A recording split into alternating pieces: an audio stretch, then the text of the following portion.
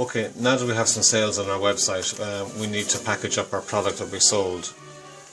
So first thing we do is we get a cardboard box that's about 20 to 30%, a little bit bigger than the actual product, so we can put in a little bit of stuffing around it and make sure that the product, has a bit of comfort, a little bit of protection inside. So we don't want our product to arrive to the customer all banged up and set off a bad experience for the customer. First thing we're going to make, just square up the box. We get our tape gun. Just put a little bit of pressure on the tape. Just tape it down. Cut it off. Turn it around.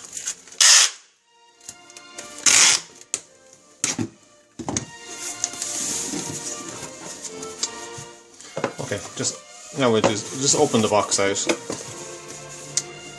Make sure everything is nice and neat, and we get some little bit of bubble wrap.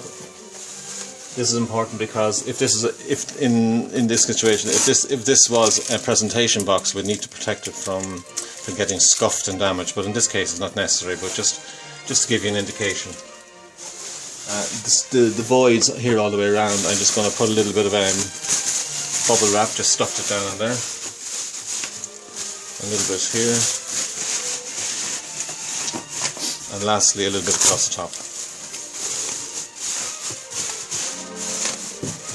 In some cases it's not necessary to use bubble wrap. You could use shredded paper, you could use as many different texture, you could use tissue paper, you could use newspaper, but in this case I'm just using bubble wrap. Now that the product is in the box and we've got our bubble wrap filling the voids, and that's going to do a good job.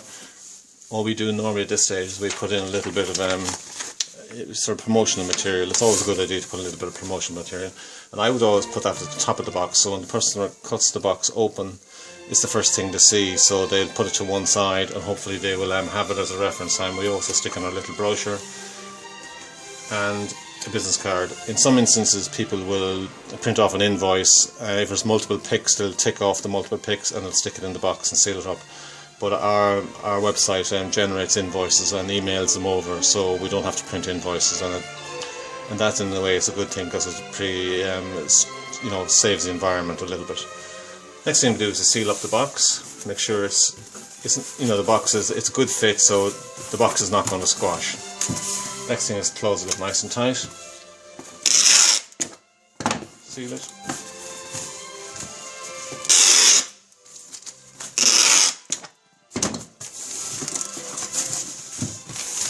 And then the last thing I do is I just make sure that the tape is pushed down well. Next we come to our label. We use document pouches on all of our address labels because it keeps everything nice and neat. And presentation is always very, very highly recommended when it comes to giving your customer a good experience. And neatness, we try to make sure that the labels go on nice and square and tidy. Again, just rub it down, push it down, and then the last thing we do is we have printed labels, address labels, and they go on our boxes. Top left hand corner. We always put top left hand corner because if you're using a different system of printing out labels, or you might have to put a label here and the address here. It just makes it nice and neat. And that's pretty much it. That parcel now will be shipped today, and hopefully our customer will get it in as good a condition as it's left us. I hope you enjoyed watching, and thank you very much.